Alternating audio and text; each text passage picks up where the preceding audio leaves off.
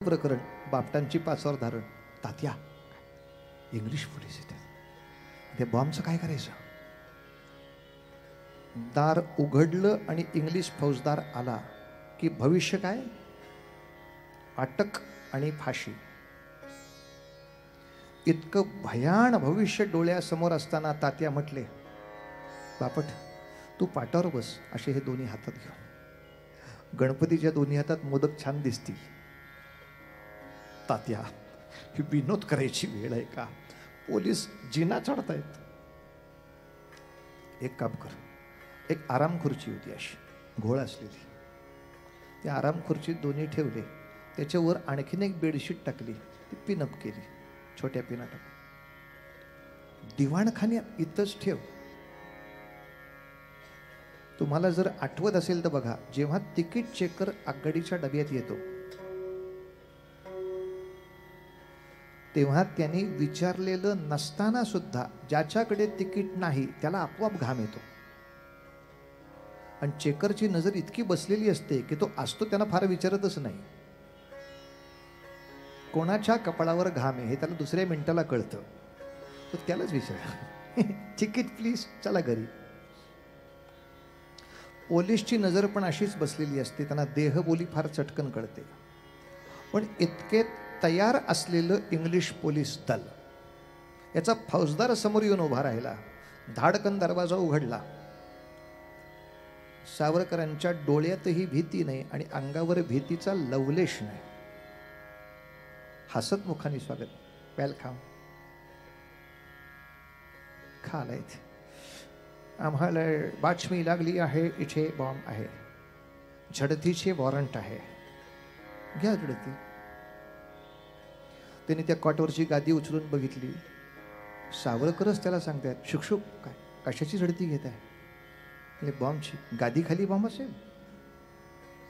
ज्या गादीवर मी बसलो होतो खाली उतरलो. सॉरी, नीट झडती घ्या, हे यांनीच सांगायचं. त्याने कपाटं उघडली, त्यातली भांडी बघितली, पुस्तकं बघितली. एक पुस्तक तर असं होतं ज्याच्यावर बंदी होती. व्हॉट्स दिस? सावरकरांनी ते पुस्तक इतकं जवळ नेलं की वाचणं शक्यच नव्हतं. आता ज्या अर्थी तो इतकं सरळ माझ्या समोर देतो म्हणजे ओके. सावरकर म्हणले ओके. पुढे कुठेही काहीही सापडलं नाही आणि फौजदार निघाला. सेनापती बापट त्यांच्या चरित्रात लिहितात, आम्ही सगळ्या मित्रांनी सुटकेचा निश्वास सोडला. सुटलो. पण सावरकर ही जी सैतान व्यक्तिमत्व आमचं मित्र होतं, हा हरामखोर सैतान, तो फौजदार दारात गेलेला असताना सावरकर त्याला म्हणाले, साहेब जरा खुर्चीत बसता का? ओ, तिथं खुर्चीत 2 बॉम्ब ठेवलेत. साहेब जरा खुर्चीत बसता का? सगळ्यांच्या तळपायापासून टाळक्यापर्यंत मुंग्या आल्या. मरते हे तात्या आपल्याला मारते, त्यांनाही मारते. आता फौजदार इतक्या शांतपणे उभा होता. थँक्यू. तुमच्यासारख्या बुद्धिवान माणसाबरोबर गप्पा मारायला मला खूप आवडेल, बट मी आत्ता बसू शकत नाही, कारण I am on duty in my uniform. मी झडती वॉरंट घेऊन आलो आहे. I am on duty in my uniform. So अच्छा, मी तुमच्याकडून पाणी जरी घेतलं तरी ते लाच घेतल्यासारखं होतं आणि मग इंग्लंडची बदनामी होते.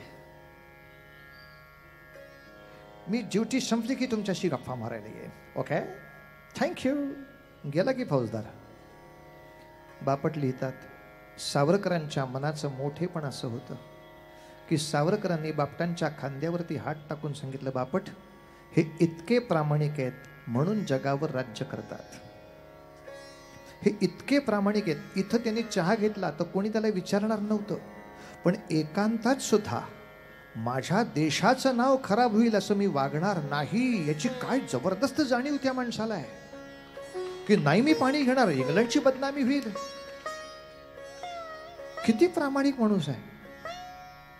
लक्षात घ्या, शत्रूच्या सुद्धा मोठेपणाचा आनंद घेता आला पाहिजे.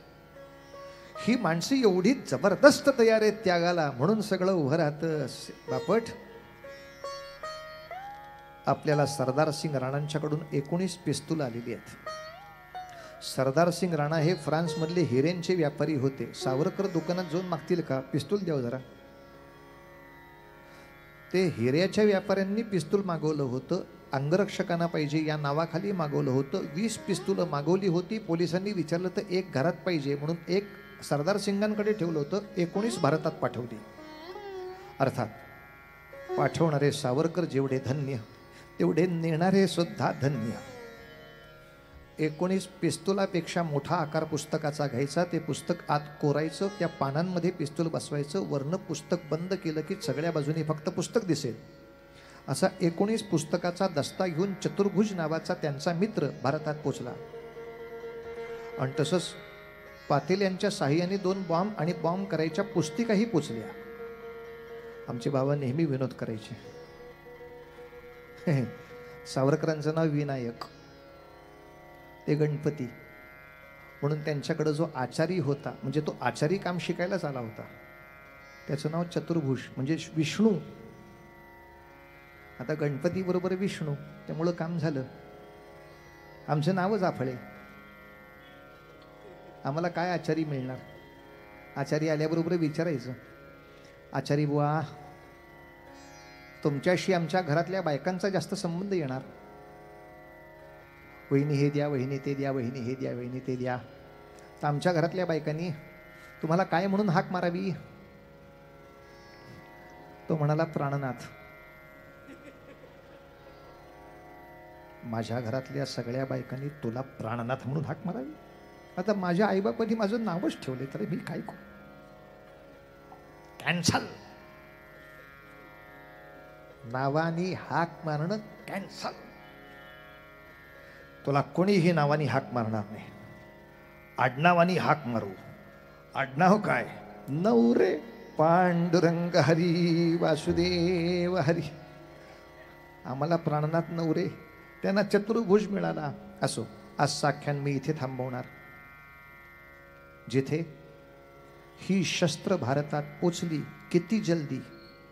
सावरकर लंडनला गेले ते इसवी सन 1906.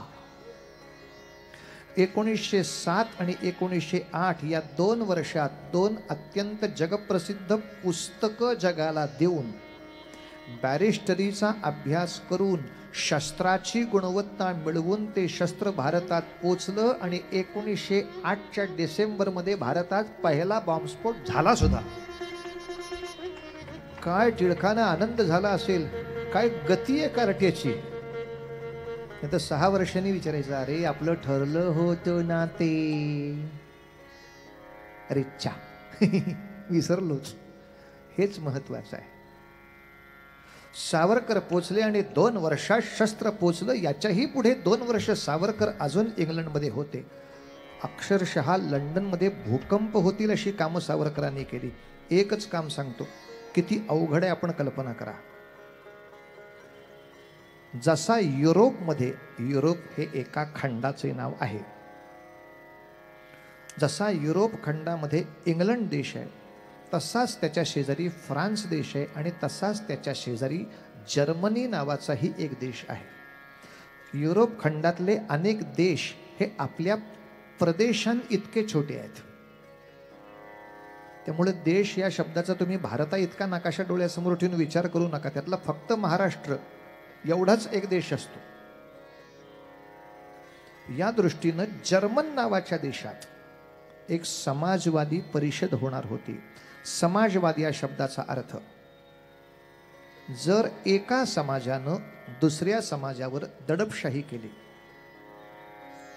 तर जगामध्ये दडपशाही न आवडणाऱ्या सगळ्या लोकांनी एकत्र व्हायचं आणि ज्यांची दडपशाहीमुळे यातना चालू आहे अशा समाजाला मदत करायची, देशाचा, धर्माचा, पंथाचा विचार न करता. एक समाज या नात्याने मदत करायची. याला खऱ्या अर्थाने समाजवाद असं नाव आहे.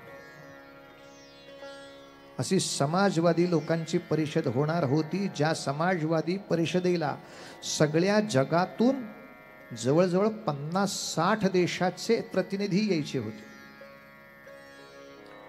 सावरकर म्हणाले, ही युक्ती छान आहे ना, इंग्रजांच्या दडपशाहीमुळे भारत दडपला जातोय, आपण शोषित आहोत, शोषितांचं दुःख दूर करणं हे समाजवादाचं कर्तव्य आहे. तर आपण आपली समस्या या परिषदेत का मांडू नये? या परिषदेत जर आपली समस्या मांडली गेली तर आपोआपच त्या ठरावाला समर्थन मिळेल. आणि कल्पना करा, जगातल्या 50 देशाचं समर्थन जर भारताला मिळालं तर लंडनची काय अवस्था असेल, इंग्लंडची काय अवस्था होईल? इंग्लंड आपोआपच किती भयभीत होऊन जाईल की 50 देशांनी मान्य केलंय की भारताला स्वराज्य मिळालं पाहिजे. ही जनक्रांती काय भयानक होईल. पण सावरकरांचा विचार आणखीन पुढचा होता. ते म्हणाले, नुसता ठराव नाही मांडायचा, आपल्या भारत देशाचा काल्पनिक राष्ट्रध्वज त्या परिषदेत फडकवायचा. म्हणून आपल्या देशाचा काल्पनिक राष्ट्रध्वज सावरकरांनी तयार केला. त्यावेळेला भारताचे सगळे मिळून 8 प्रांत म्हटले जायचे. त्या 8 प्रांताची प्रदर्शक असलेली 8 तारा, त्याच्यामध्ये ओंकाराचं चिन्ह वगैरे वगैरे वगैरे सगळा ध्वज केला. सावरकरांचा मोठेपणा हाच की सावरकर नेहमी विरोधी विचार करत. माझी 3 माणसं जर्मनीत जाणार आहेत, या तिघांकडचे जर झेंडे जप्त केले तर काय फडकवणार? काय जप्त करताय? थोबाड विचकटून विचारायचं नाही. प्रतिकूल तेच घडेल हे डोक्यात ठेवायचं. या दृष्टीनं सावरकरांनी एक ध्वज न करता त्याच्या 5 वेगवेगळ्या प्रती केल्या. तिघांकडे 3 तर ठेवलेच, पण आणखीन 2 कुठे ठेवले ते इथं सांगता येत नाही, असेही ठेवले. आणि स्वतः मॅडम कामा गेल्या होत्या त्या परिषदेमध्ये. आणि त्या परिषदेमध्ये 50 वेगवेगळ्या देशांचे जे प्रतिनिधी आले होते, ज्यांची संख्या 1000-5000च्या घरामध्ये होती, या सगळ्यांच्या देखत भारत कसा दडपला जातोय हाही विषय मॅडम कामानी मांडला. आणि आपल्याला जर भारताला पाठिंबा द्यायचा असेल तर या परिषदेमध्ये समाजवादी परिषदेनं सगळ्या जगातल्या देशांनी भारताच्या ध्वजाला मानवंदना द्यावी असं त्या पटकन म्हणाल्या. आणि भारताचा राष्ट्रध्वज तिथे फडकावला गेला. 50 देशांनी उठून भारताला मान्यता दिली. लंडनमध्ये भूकंप झाल्यासारखं झालं होतं. अरे, भारताचा पहिला राष्ट्रध्वज सावरकरांनी फडकवलाय आणि तो सुद्धा परदेशाच्या भूमीवर फडकवून दाखवलाय. असा महावीर सावरकर आहे हो, असा महावीर. मला सांगा, सगळ्या खासदारांना हे चरित्र माहिती असेल तर भारतरत्नाला त्रास होईल का? पण दुर्दैवाने आज सगळ्या खासदारांची जरी तपासणी केली तरी त्यांना कितपत हे सगळं माहीत असेल शंका आहे. त्यांच्यापर्यंत हे चरित्र असं तपशिलाने पोचलं पाहिजे. केवढं धाडस करावं आणि त्याग काय असावा. त्या त्यागाचं एक रूप सांगतो की आज कीर्तन पुरे आपल्याला. त्या त्यागाचं रूप असं आहे, ही स्फोटक पुस्तकं सावरकर लिहितोय.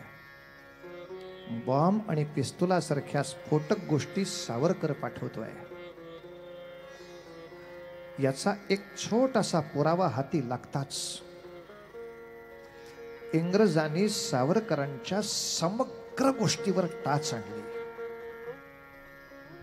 त्यांच्या थोरल्या भावाला अटक केली. त्याने पुस्तक छपाई केल्याच्या एवढ्याशा आरोपावरून त्याला जन्मठेपेची शिक्षा फरमावली आणि अंदमानला पाठवला. सावरकरांचं राहतं घर जप्त केलं, मालमत्ता जप्त केली, पैसा अडका जप्त केला, जमीन जुमला जप्त केला, शेतीवाडी गेली, दागिने गेले, भांडी कुंडी जप्त केली.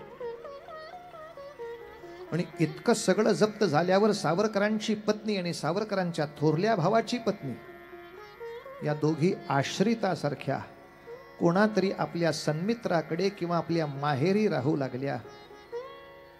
अशा वेळी सावरकरांच्या थोरल्या भावाची पत्नी, जिचं नाव यशोदा असं होतं, जिला इतिहासात येसू वहिनी असं म्हणतात, तिनं पत्र पाठवून सावरकरांना सांगितलं, तात्या, तुझा थोरला भाऊ तुरुंगात गेला, अंदमानला पोचला,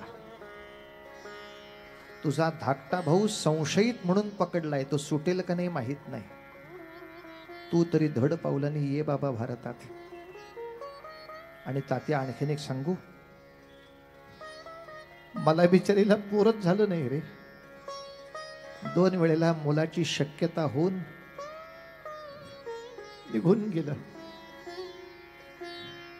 या देशाला वंश देता येईल हे भाग्य मला नाही मिळालं. तात्या मला पोरच नाही झालं. तू परदेशात जाताना एक 6 महिने वयाचा मुलगा होता, पण या सगळ्या धरपकडीत आम्ही त्याच्याकडे लक्ष नाही देऊ शकलो. तात्या तुझा मुलगा वारला, तोही आता शिल्लक नाही रे. तुझ्या धाकट्या भावाचं लग्न होईल का नाही हेच माहित नाही. तो तुरुंगात संशयित म्हणून तो बाहेर पडेल का नाही याची शक्यता नाही. तात्या आता सावरकर या घराचा निर्वंश झालाय. तू तरी धड पावलानी ये बाबा भारतात. अशा वहिनीला उत्तर पाठवताना सावरकरांनी उत्तर पाठवलं, वहिनी अमर होयती वंशलता, निर्वंश जिचा देशा करता. वहिनी देशासाठी जे लोक निर्वंश होतात ते अमर होतात. काळजी नको करूस, हे भाग्य आपल्याला मिळालंय. समज, हे भाग्य आपल्याला मिळालंय. 50 वर्षानंतर टाळी मिळवण्यासाठी सभेमध्ये हे बोलणं वेगळं आणि प्रत्यक्ष निर्वंश झालेला दिसत असताना या भाषेमध्ये आपल्या वहिनीला सांत्वन करणं, काय हृदयाचा मोठेपणा म्हणावा हो या माणसाचा. सावरकरांचं सगळंच जप्त झालं. आता शेवटचं एक जप्त करायचं राहिलं होतं, ते म्हणजे त्यांची पदवी. एवढा सगळा उपद्व्याप करूनही सावरकर बॅरिस्टरी उत्तीर्ण झाले. उत्तीर्णाला आपण म्हणतो पास. उत्तीर्ण झाले म्हणजे देशभक्त हा नापास होणारा असला पाहिजे असा आदर्श त्यांनी दिला नाही. उत्कृष्ट उत्तीर्ण झाले. मात्र सरकारने आता मात्र नाड्या आवळल्या. तुम्हाला बॅरिस्टर उत्तीर्ण झाल्याचा जो कागद दिला तो घेऊन तुम्ही जर भारतात गेलात तर तुमच्या श्रीमंतीला पारावर नाही. सुख समृद्धी पायाशी लोळण घेईल. पण तुम्ही पिस्तूल पाठवलीत याचा पुरावा इंग्रजाला सापडलाय. तुम्ही पुस्तकं लिहिलीत हा तर पुरावा हातात आहेच. या 2 पुराव्याच्या आधारे इंग्रज तुम्हाला फाशी देऊ शकतो किंवा जन्मठेपेवर पाठवू शकतो. सावरकर तुमच्या समोर 2च पर्याय ठेवलेत. एक बॅरिस्टरीचा कागद घ्या. तो कागद घेताना आम्हाला लिहून द्या की मी इंग्रजाशी एकनिष्ठ राहीन. एवढ्या तुमच्या एका प्रतिज्ञेनं आयुष्यभराची श्रीमंती तुमच्या पायावर लोळण घेईल. पण हे न कराल तर आता मिळालेले 2 पुरावे हाती घेऊन तुम्हाला जन्माचं तुरुंगात किंवा जन्माचं मृत्यूदंडाच्या थाळीवर उभं करायला लागेल. काय पत्करता? 28व्या वर्षाच्या मुलांनी काय पत्करावं? पुढची कथा माहीत नसलेल्या कोणालाही हा प्रश्न विचाराला की 28 वर्षाचा असा आपला पोरगा असेल तर तू बाप म्हणून त्याला काय सांगशील? हे बघ, देशकार्य वगैरे सगळं नंतर बघू. हे तुझे कमवायचे दिवस. अर्थात हे सांगायला आईही नव्हती आणि बापही नव्हता. थोरला भाऊ तर आधीच अंदमानला गेला होता. सावरकरांनी फक्त मनासमोर विचार केला, आईशी श्रद्धा विकून श्रीमंत व्हायचं का आईशी श्रद्धा ठेवून वनवासात जायचं.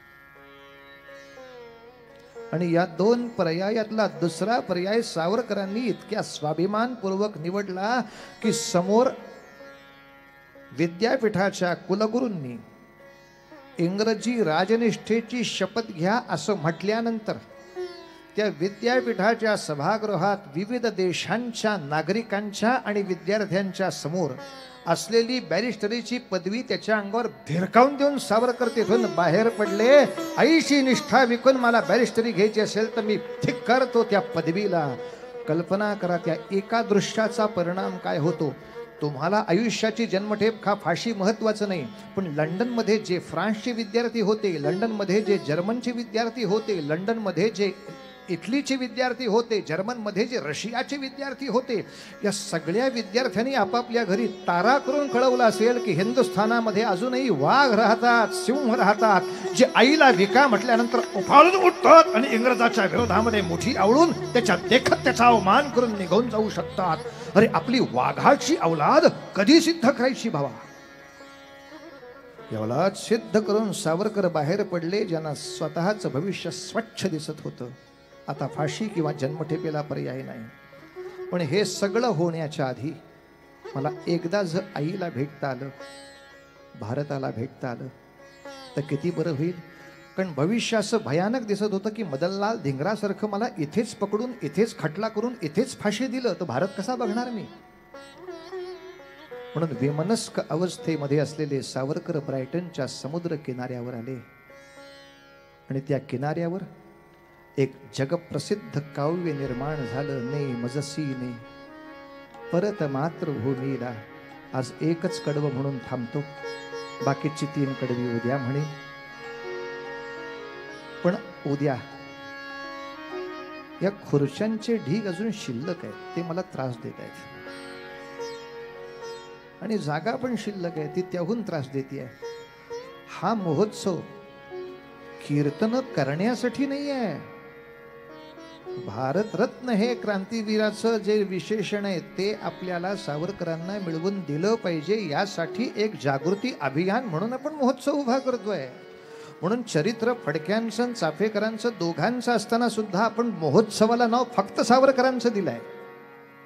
लंडन मधली वास्तू सावरकरांची जी आहे ती सरकारने ताब्यात घेऊन त्याचंही राष्ट्रीय स्मारक करावं, ही आपली एक न्याय्य इच्छा आपण प्रगट करतोय. पण अशी इच्छा प्रगट करताना किमान 10-15 हजार लोकांनी एकत्र येऊन ही इच्छा प्रगट केली, हे दृश्य तर दिसायला हवं. सगळे मिळून 4-5 हजाराचे फुटाणे खायला आपण आल्यासारखे आलो. संख्या पुरेशी नाही बरं. अल्पसंतुष्ट राहू नका. आज ना उद्या सावरकरांच्या जन्मतिथीला आणि मृत्यूतिथीला त्यांना आदरांजली अर्पण करायला किमान लाख लोक मैदानात आले पाहिजेत. हे ध्येय धरून प्रचार करा, तर उद्या ह्या सगळ्या गोष्टी होणार आहेत. आपल्यामुळे अहो 200 माणसं आली होती. काय सांगतोय येड्या? 200 माणसं काय आली होती? ती माहितीला येतात फक्त. श्रद्धांजलीला 2 लाख माणूस पाहिजे. आज फेसबुक आहे, ट्विटर आहे, आता व्हॉट्सअप आहे, तोंडाला फेस येईल एवढी फेसबुक आहेत. काय प्रचाराला कमी आहे मला सांगा? आणि उलटाही प्रचार करा. उद्या रविवार आहे हो, अनेक कामं असतात. फक्त एक फेसबुकला नोट टाका, समजा उद्या सचिन पिळगावकर इथे यायचे असतील तर काय करशील? 2 तास आधी माणसं येतील. ह्या गर्दीतनं जायला 2 तास लागले तरी थांबतील. आणि आपण त्यांची 5 मिनिटं मुलाखत घेऊ. तुम्हाला कट्यार करताना काय वाटलं? असं वाटलं. तुमचे पूर्वीचे चित्रपट कसे होते? असे होते. याच्या पुढचा तुमचा प्लॅन काय आहे? असा आहे. आल्याबद्दल धन्यवाद. संपली मुलाखत. ज्या मुलाखतीमध्ये त्या एका चांगल्या कलाकारानं काय काय केलं याबद्दल 10 वाक्य ऐकायला फक्त. मी आधी 2 तास यायला तयार आहे, नंतर 2 तास थांबायला तयार आहे, आणि कोणतंही कारण सांगून घरी बसायला तयार नाही. सचिनसाठी तर करालच. समजा चुकून माकून मी म्हटलं राखी सावंत येणार आहे तर माणूस काय मुंगी शिरायला जागा नाही यायची इथं. मग मी चित्रपटातल्या माणसासाठी जीव टाकून, माझी सगळी कामं बाजूला टाकून काही क्षण यायला तयार आहे. तर ज्या माणसानं अवघड जीवन माझ्या देशासाठी दिलं, त्या माणसाला एक सर्वोच्च पुरस्कार मिळावा यासाठी एक जनमत उभं करण्याची एखादी सभा चालली आहे, तिथं मी कारणं सांगावीत. माझ्याकडं मामा आला होता आणि काका आला होता, असं होऊ नये. हा करंटेपणा नको. यासाठी जर कोणी असं म्हटलं, आपले काय सावरकरांचं चरित्र सांगणार आहे, आम्हाला सगळं माहिती आहे, असं त्यांनी विचारलं की तुम्ही त्याला प्रश्न करा. मी सांगतो तो प्रश्न करा, हळूच करा. त्याला म्हणायचं तुम्हाला सगळं चरित्र माहिती आहे ना? बरं झालं म्हणून विचारतो. जेव्हा सावरकर सागरा प्राण तळमळला हे गाणं म्हणत होते तेव्हा ते लिहून कोणी घेतलं हा सस्पेन्स ठेवलाय आफळेबुवांनी. कारण सावरकर वही पेन घेऊन नव्हते बसले तिथं कविता करायला. र ला र ट ला ट, टू टू टू टू टू टारा तोडू ना दिल हमारा, काय काव्य आहे. हा हा, असं काव्य केलं की पारितोषिक मिळतं. मी आतापर्यंत बऱ्याच कवितांचा असा अभ्यास केलाय. हे मेरे दिल तू गाए जा, त्याच्या पुढच्या ओळीचा अर्थ मला कळला नाही म्हणून मी त्या निर्मात्याला विचारलं की हे असं का लिहिलंय. तो म्हणला काय करणार, आम्ही चाल तयार केली, त्या कवीला तिथं बसवला, लिहायला बसवला, त्याला पुढचं काही सुचेच ना. माझा वेळ वाया चालला आणि पैसे वाया चालले. पूर्वीच्या काळी आधी गाणं लिहायचे मग चाली लावायच्या, आता चाली आधी ठरतात मग गाणं लिहायचं असतं. पूर्वीच्या काळी पोर आधी व्हायचं मग झबलं शिवायचे, आता झबली शिवतात आणि मग कवीला सांगतात या आकाराचं पोर दे. त्यामुळे त्या कवीची मोठी पंचायत झालेली असते. तो विचारात शब्द जुळवतोय, ए मेरे दिल तू गाए. त्याला काहीच जमलं नाही. शेवटी निर्माता म्हटला अशी सणकन कानफडात त्याला मारली, लवकर कर ना काहीतरी. तो कानफडात मारल्यामुळं ओरडला. निर्माता म्हणलं हेच लिही. म्हणून पुढची ओळ आहे ओ आय आओ आया. म्हणजे हे कोणत्या भाषेतलं काय वक्तव्य आहे. हे मेरे दिल तू गाया ओ आय आओ मे कानफडात मारल्यावर जे विवळतात ते फक्त सुरामध्ये म्हणायचं आणि पारितोषिक मिळवायचं. असे जे ते माझ्याकडे लेखक आहेत ते सावरकरांचं हे एवढं मोठं गाणं सावरकर उत्स्फूर्त म्हणत होते, ते काव्य निर्माण होत होतं. अशा वेळेला ते लिहून कोणी घेतलं.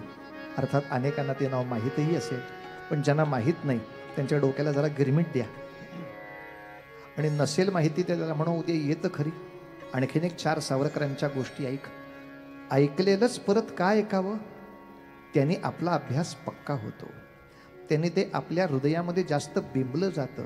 लक्षात घ्या, त्या त्या चरित्राची जेवढी आवृत्ती होते तेवढं चरित्र जास्त जास्त जास्त अंतर्मनापर्यंत जाऊन काम करायला लागतं. त्याला होमिओपॅथीमध्ये पोटेन्सी वाढवणं म्हणतात, त्याचीच आयुर्वेदामध्ये वळसे वाढवणं म्हणतात. त्याच औषधाचे पुन्हा पुन्हा पुन्हा वळसे वाढवावे लागतात, तेव्हा ते प्रतिबिंब डोक्यामध्ये घट्ट बसतं. बस एकच कडवं नेमज सिनेचं म्हणतो, बाकीचा सगळा उद्या पूर्वरंग नाही. तेव्हा येऊया 7:30 पर्यंत असं करू नका. 6:30लाच चरित्र सुरू होणार आहे, तेव्हा सगळे सस्पेन्स उद्या 6:45 पर्यंत उलगडले जातील. तेव्हा जरूर 6:30लाच या आणि वेळेवर याची आयुष्यभर सवयच करा. का करा तेही उद्या सांगतो. पण सावरकरांच्या जीवनात एक वेळ चुकली म्हणून भविष्य चुकलंय. असं आपल्या पुढच्या राष्ट्रीय जीवनात होऊ नये म्हणून वेळेची सुद्धा एक सवय लावून घेऊ. काही वेळेला माणसं म्हणतात आम्ही वेळेवर येतो. कितीही त्रास झाला तरी वेळ पाळायची, म्हणजे पुढचे मोठे त्रास कमी होतात. पर समजा आपल्याला रिकामं 15 मिनिटं बसावं लागलं, कोणी हातीपायी देऊन काही सक्त मजुरीचं काम करायला सांगते का? नामस्मरण करा ना, जप करा इथं बसून. पण 15 मिनिटं काही होत नाही म्हणून मी 15 मिनिटं उशिरा येईन ही सवय नका लावू. 6:30 म्हणजे 6:30ला आलं पाहिजे. जास्तीत जास्त प्रयत्न आपण त्याचा करूया. एक ओळीचा अर्थ इतकाच, सागरा हे मला इंग्लंडच्या वैभवाची भूल घालतायत. इथे केवढ्या इमारती आहेत आणि भारतात झोपड्याच आहेत. कशाला झोपड्यात मरतोस, बस इथे. नाही सागरा, नभी नक्षत्रे बहुत एक परिप्यारा, मज भरत भूमीचा तारा. प्रासाद इथे भव्य परी मज भारी, आईची झोपडी प्यारी. तिज वीण नको राज्य, ती नसेल तर मला राज्यही नको. मज प्रिय साचा वनवास, तिच्या जरी वनीचा. मला वनवास सुद्धा आवडेल पण तो तिच्या वनातला पाहिजे. ती आम्र वृक्ष वत्सलता, नव कुसुमयुता त्या सुलता. तो बाल गुलाब ही आता, फुलबाग मला हाय पारखा झाला. सागरा प्राण तळमळला. 3रं कडवं फक्त आज म्हणूया, बाकी 1 2 3 4 उद्या. नेमज सीने परत मातृभूमीला, सागरा प्राण तळमळला तळमळला. मजसीने परत मातृभूमीला सागरा प्राण तळमळला तळमळला सागरा मी मजसीने सागरा आकाशात कितीही नक्षत्र असली तरी मला भारत इतकं काहीच आवडत नाही रे, कधीच नाही, कधीच नाही. नभी नक्षत्री बहुत एक परी प्यारा मज भरत भूमीचा तारा प्रासाद इथे भव्य परी मज भारी आईची झोपडी प्यारी ती जगीण नको राज्य मज प्रिय सासा वनवास तिच्या जरी पणीचा ती आम्र वृक्ष वत्सलतारे नव कुसुमयुता त्या सुलतारे तो बाल गुलाब ही आधारे फुलबागमना हाय पार का झाला सागरा प्राण तळमळला तळमळला सागरा मी मजसीने परत मातृभूमीला सागरा प्राण तळमळला तळमळला सागरा सागरा सागरा.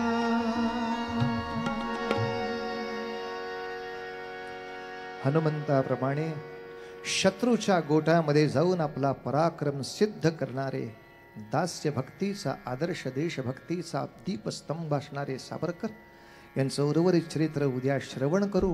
तोपर्यंत ही हनुमंताची शक्ती आमच्यामध्ये सुद्धा प्रज्वलित राहावी आणि असं काही उद्या साहस किंवा धाडस किंवा तपस्या करायची वेळ आली तर हृदय ढगमगू नये म्हणून कीर्तनामध्ये शेवटी म्हणायचं, चांगलं कार्य करताना भगवंता माझा आत्मविश्वास डळमळू देऊ नकोस, तू माझ्यापाशी आहेस याचा विश्वास घालवू नकोस.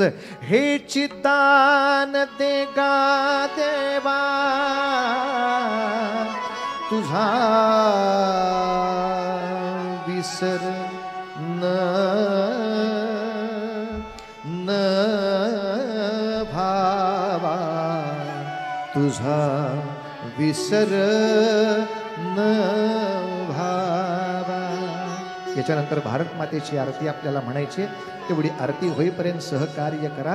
फक्त एवढी भैरवी म्हणतो आणि थांबतो आणि भारत मातेची आरती सुरू होईल. हे चिदान ते गा देवा, हे चिदान ते गा देवा तुझा विसरण भावा तुझा विसरण भावा तुझा विसरण भावा तुझा विसरण भावा. गुण गायीन आवडी हेची माझी सर्व जोडी न लगे मुक्ती धन संपदा संत संग देई सदा. तुका म्हणे गर्भवासी सुखे घालावे आभासी तुका म्हणे गर्भवासी सुखे घालावे आभासी. हे चिदान ते गा देवा हे चिदान ते गा देवा दान दे गा देवा दान दे गा देवा. पंढरीनाथ महाराज की